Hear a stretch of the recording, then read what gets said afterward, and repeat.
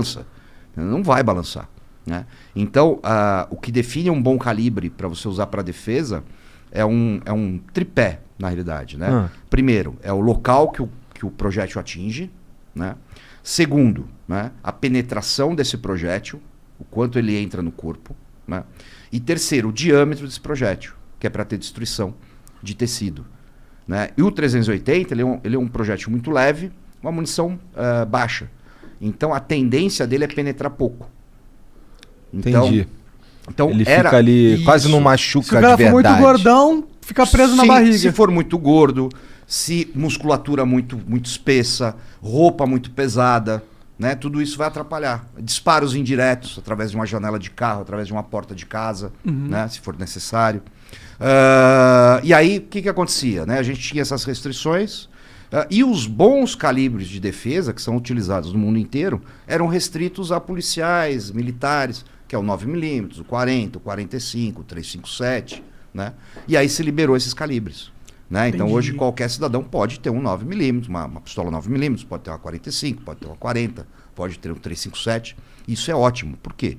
Porque não é um calibre que mata mais, como algumas pessoas gostam de imaginar. Né? É um calibre mais efetivo para você tirar um agressor de combate. Porque assim, se eu tiver que usar a minha arma, né, é porque minha vida depende disso. Né? Se minha vida depende disso, quanto mais rápido esse agressor cessar a agressão dele, parar a agressão dele, mais chance eu tenho de sobreviver. Então esses calibres mais efetivos são necessários. Isso foi uma mudança muito boa mesmo. Né? E tivemos algumas outras, né? Como por exemplo a questão da efetiva necessidade. Uma forma meio macarrônica, mas o que é efetiva necessidade? Efetiva necessidade é o seguinte: quando você vai lá comprar uma arma, então, as regras continuam as mesmas, né? Você tem que ter no mínimo 25 anos, não pode estar sofrendo nenhum tipo de processo criminal,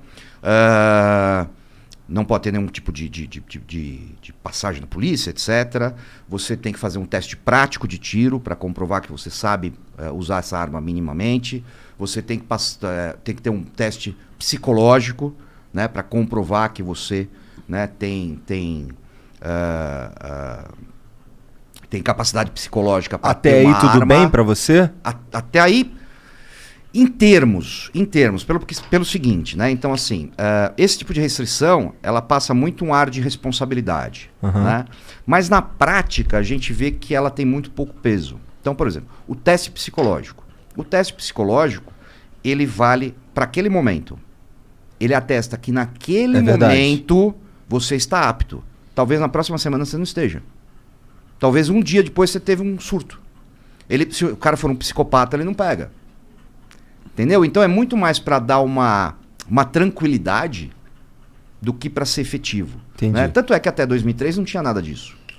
Né? Mas tudo bem, mas vamos imaginar que ficou por isso mesmo, pelo menos você consegue. Né? São barreiras que você consegue vencer, vai sair mais caro, exclui muita gente mais pobre. Isso é um problema da nossa legislação muito grave, né? Porque assim, os mais pobres e que normalmente têm menos acesso à segurança pública, né, são os que não vão conseguir comprar uma arma legalizada. Sim. O imposto está muito alto. O imposto é mais de 75%. Entendi. Caralho! É muito louco. Assim. É proibitivo. É mais que cerveja, é mais que cigarro, é mais que tudo. Né? É proibitivo. E esse tipo de proibição, ela é muito cruel, né?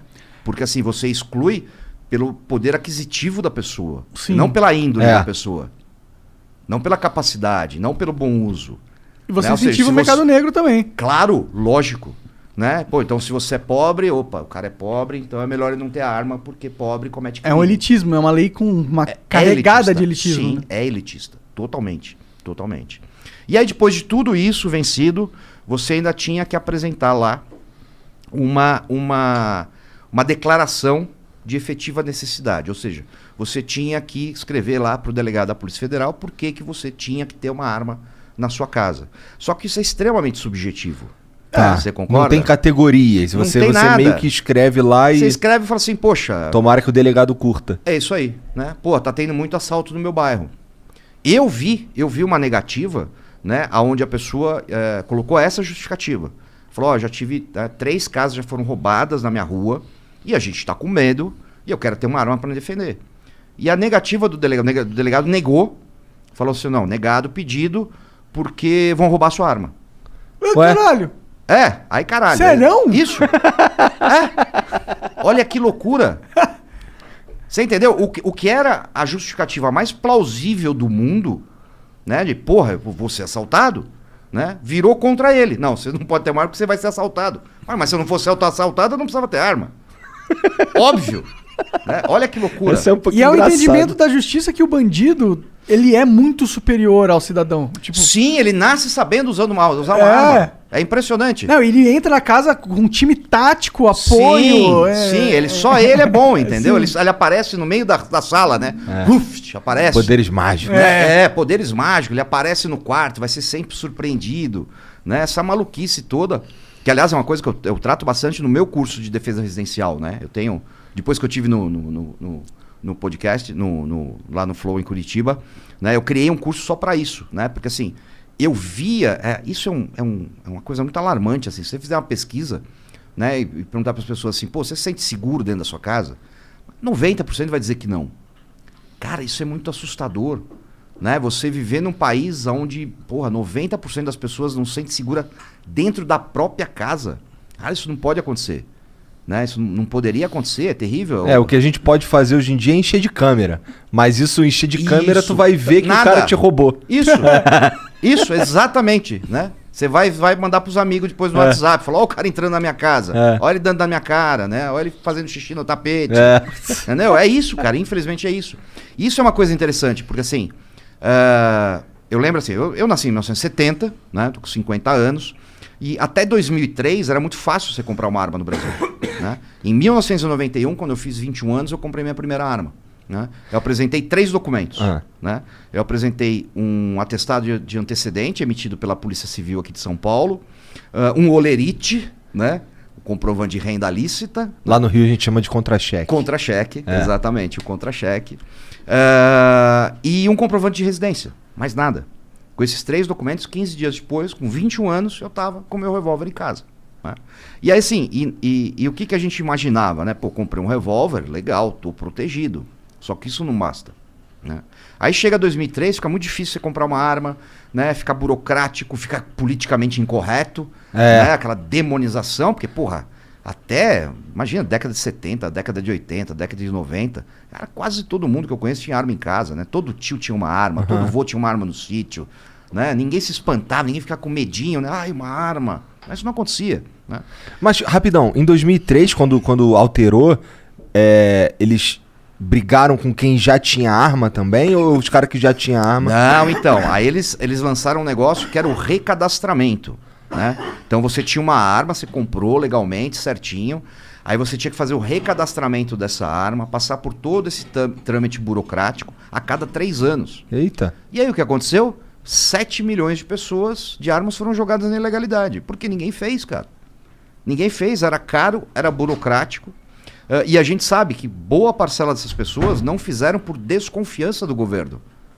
Entendeu? O brasileiro, via de regra, ele não confia no governo. Né? E ninguém tem que confiar mesmo.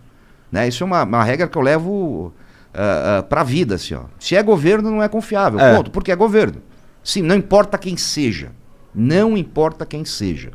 Tá? Ele vai estar preocupado com o governo, não está preocupado com ele, com você. A verdade é essa. Né? Não importa quem seja. Mais uma vez frisando. E aí, em 2003, vira tudo isso, essa dificuldade, não sei o quê, papapá. E as pessoas começam a apelar para quê? Câmera, né? Alarme, cerca elétrica, cachorro, né? Achando que também estavam se protegendo. Né? E que também não é verdade, porque, imagina, basta ver a explosão que a gente teve de invasões de residência, né? E roubos, etc. Lá em Curitiba, lá no bairro que eu morava, em Santa Felicidade, que é o bairro onde tem o velho Madaloso, lá era um medo comum, lá o lance de assalto à casa mesmo.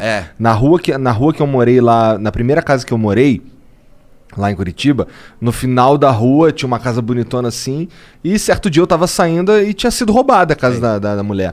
Depois, assim, eu fiquei sabendo de pelo menos três que aconteceram ali perto de mim. Mas toda hora eu escutava umas histórias assim. Sim. Porque Santa Felicidade é perto da BR, é mais fácil de fugir. Exatamente. O cara invade, faz e vai vaza, embora. Né?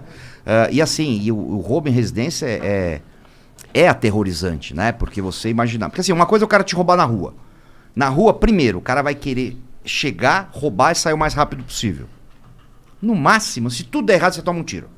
Vamos pensar isso. Tá. Se tudo der errado, você toma um tiro. E dentro da sua casa? Cara, depois que o cara entrou, ele faz o que ele quiser. Durante quanto tempo ele quiser. E não vai aparecer ninguém do chão pra te ajudar. Esse é o problema. É você, tua família, teus filhos. Cara, isso é o terrível do roubo em residência, né? E aí, exatamente por isso que eu criei esse curso, né? Porque assim, o correto é você integrar isso, né? É a defesa passiva, para não ser surpreendido, né? Para não ser pego de surpresa. E a defesa ativa, porque se acontecer, você tem um instrumento, que é a arma de fogo, para se defender, né? E a gente faz esse curso todo. E uma faca? Uma faca dentro de casa não ajuda? Porque cara, é perto, né? Em casa é normalmente um espaço fechado. Cara, para você utilizar uma faca em legítima defesa, você precisa de muito, mas muito mais treinamento do que uma arma de fogo. Muito. É um objeto muito mais difícil. Primeiro, ela exige força física, né? Qualquer coisa que exige força física já é ruim. Destreza também, né? manual. E destreza. E destreza só consegue com muito treino. Pode crer. É igual curso de defesa. Curso de defesa pessoal, né? Eu sou muito crítico a alguns tipos de curso desse, em especial para mulheres. Por quê? Né? Porque ele chega, pega lá a menina de 1,55 m, né, 50 quilos, e acha que com 2, 3 golpes ela vai pôr a nocaute um cara de 1,90 m. Isso não vai acontecer. Máximo um jiu-jitsu podia salvar ela, estrangular o cara. Cara, assim mesmo precisa de força física. Sim. Né? Precisa de força física. Mesmo tendo técnica, que nem, né? Eu, agora depois de velho, resolvi fazer jiu-jitsu. Né? Entrei junto com meu filho do meio. Né? Começamos esse ano aí, faixa branca, né? Não sei o que. Já tá com a orelha toda mordida já? Ainda não, ainda não. Né? E assim, a gente treina junto também. Então, assim, mesmo com técnica, você percebe que a diferença de peso, né? Ela tem um valor grande. Né? Claro, se você tiver técnica e outra pessoa não tiver técnica, mesmo sendo maior, você tem uma chance maior. Né? Mas exige força física. Né? A arma de fogo não. A força física que ela exige é você conseguir levantar a arma e puxar o gatilho. Mais nada. Né? Então, uma moça de 1,50 m, 50 quilos, né? Ela tá em pé de igualdade comigo. Exatamente, pronto. Que sou um gordão. Exatamente, pode ser. Você podia ser o Verdun, você podia ser o... Não importa. Não importa, acabou a brincadeira. Né? Tanto é que tem uma pesquisa feita em 26 cidades americanas na década de